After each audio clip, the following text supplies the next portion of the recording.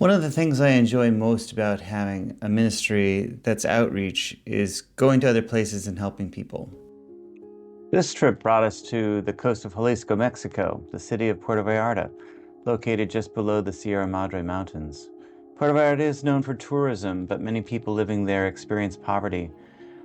Recent reports show that about 20,000 residents do not have access to basic housing services. Many people, especially those living on the outskirts of the city, struggle with poor infrastructure and limited access to essential services.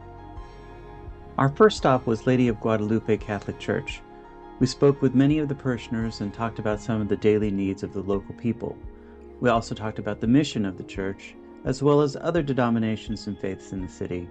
We talked about the theory of seeker versus believer, and there was a lively discussion on the 4 different spiritual traditions of India: Hinduism, Buddhism, Jainism, and Sikhism.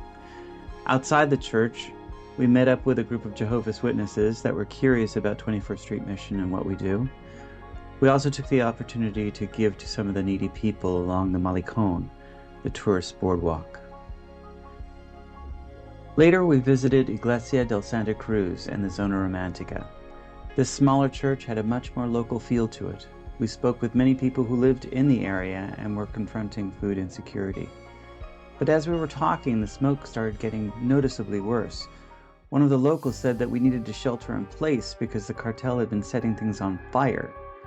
While we were going back to the hotel, we didn't hear any sirens, but the smoke started getting worse and worse, and the reports of fires started coming in from American stations like NPR. We stopped by a small market on the way back just to get some food for the night.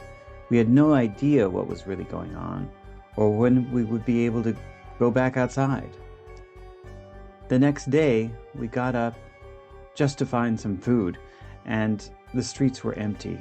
Stores were burned, restaurants were closed, none of the taxi cabs were running.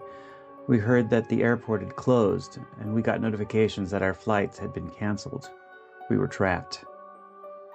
Block after block, we saw the same thing. The OXXO stores seemed to be hit the hardest. They're like 7-Eleven stores in the US. We counted 5 that had been burned, along with the large Guadalajara drugstore.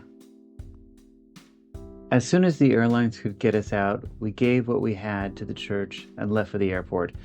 The mission was to meet people and help where we could. We never thought we would experience firsthand what the locals live with every day in food insecurity. We'll be back next year.